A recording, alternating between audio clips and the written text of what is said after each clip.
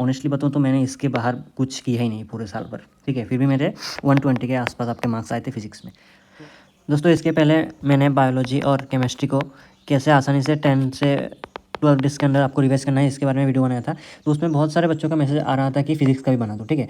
लेकिन उसमें से कुछ ऐसे हैं जो मुझे ये पूछ रहे थे कि अगर हम फिजिक्स को कम्प्लीटली छोड़ दें, ठीक है, तो केमिस्ट्री का आपका 180 और बायो का अगर 360 ले आए तो आपको 540 आराम से मिल जाएगा और हमें गवर्नमेंट कॉलेज मिल जाएगा। मतलब वो चाह रहे हैं कि फिजिक्स को वो टच ही ना करें, फिजिक्स में 0 लाए और लेकिन बायो और केम के सहारे आप 540 ले आएंगे। लेकिन मैं आपको बता दूं ये कि कभी भी मतलब पॉसिबल नहीं है, क्योंकि आपका सिली मिस्टेक होता ही होता है। ऐसे 540 के अगर आप टारगेट लेके चल रहे हैं तो आपका मार्क्स 500 के आसपास ही हाईएस्ट तक जा सकता है, ठीक है। क्योंकि आप जितना टारगेट रखते हो उतना आप कभी भी अचीव नहीं कर पाते, उससे तो कम ही रहता है।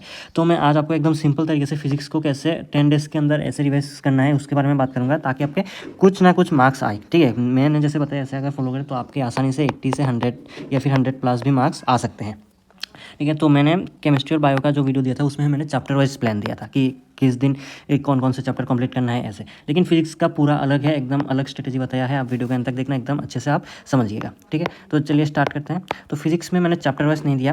फिजिक्स में मान लो आपको 20 के आसपास चैप्टर है, ठीक है।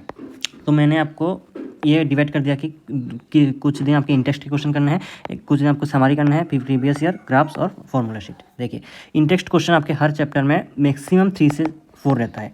तो अगर हम इसको 5 भी एवरेज मान लें तो आपका 20 चैप्टर का टोटल आपका क्वेश्चन आता है 100।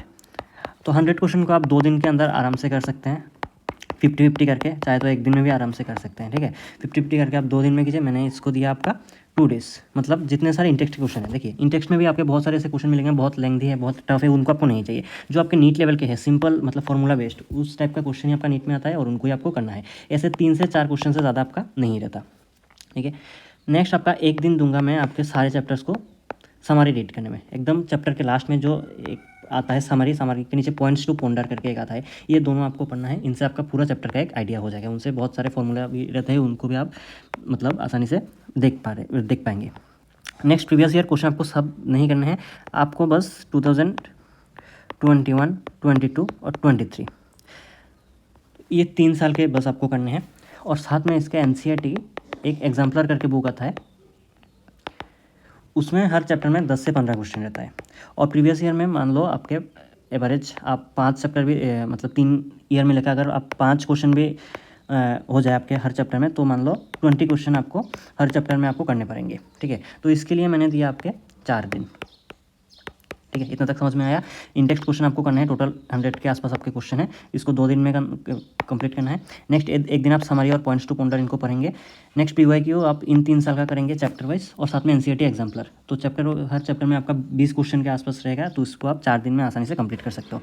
नेक्स्ट आपका एक दिन दूंगा मैं NCERT में जितने सारे ग्राफ हैं, स्पेशली काइनेमेटिक्स में, उनसे आपका क्वेश्चन आएगा ही आएगा।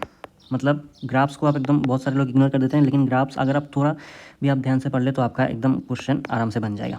तो इसके लिए मैंने दिया एक दिन। तो यहाँ पे कितने दिन हो गया? यहाँ पे 2 दिन, यहाँ पे 1 3, यहाँ पे 4 4 और 3 7, यहाँ पे 8, ठीक है। ग्राफ्स आप 2 दिन भी लगा सकते हो, कोई बात नहीं है, क्योंकि बहुत सारे ग्राफ्स होते हैं। या फिर एक दिन में भी आपका आराम से हो जाएगा, क्योंकि बहुत सारे ऐसे चैप्टर हैं जिनमें ग्राफ्स नहीं आते। कुछ चैप्टर जैसे काइनेमेटिक्स, थर्मोडायनामिक्स, ठीक है, इलास्टिसिटी, इनमें आपका ग्राफ आता है। और आप एक दिन पूरा फॉर्मूला शीट बनाएंगे, मतलब फॉर्मूला शीट बनाएंगे। उसको एग्जाम के पहले दिन आप सिर्फ फॉर्मूला शीट को रिवाइज करेंगे और कुछ समरी में जो पॉइंट्स आप हाईलाइट करेंगे उनको पढ़ेंगे। और एक दिन आपका पूरा आप रिवाइज करेंगे कि कौन कौन सा क्वेश्चन मेरा गलत हुआ, कौन कौन सा मतलब मेरा याद नहीं रहता। इसे आप आसानी से 10 डेज़ के अंदर, अगर आप मैंने जैसे बताया ऐसे भी अगर कर लिया, इंटेस्ट के question, summary, previous year question, graphs थे तो क्वेश्चन आएगा ही आएगा। और फॉर्मूला बेस्ड फॉर्मूला भी आपको मतलब आपको पता रहेगा, तो आप बहुत सारे क्वेश्चन आपका फॉर्मूला बेस्ड ही आता है।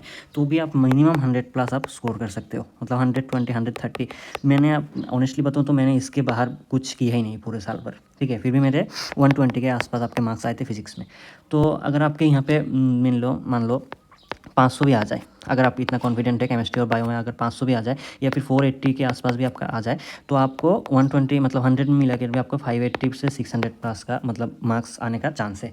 तो ऐसे आप फिजिक्स को आसानी से फॉलो कर सकते हो। बहुत सारे बच्चे मतलब NCERT को देखते ही नहीं है, जबकि नीट में NCERT बेस्ड ही आपका क्वेश्चन आता है। ये आपको ध्यान रखना है, ठीक है। अभी आपको दूसरी किसी बुक का करने की ज़रूरत नहीं है, आप चाहे वो केमिस्ट्री हो, बायोलॉजी हो, बस आप NCERT को जितने ज़्यादा हो सके उतना रिवाइज कीजिए। हर एक मतलब जो क्वेश्चन आपको इंपॉर्टेंट लगे वो कीजिए, फालतू के क्वेश्चन करने की ज़रूरत नहीं है। ऐसे ही पढ़ते रहिए। All the best.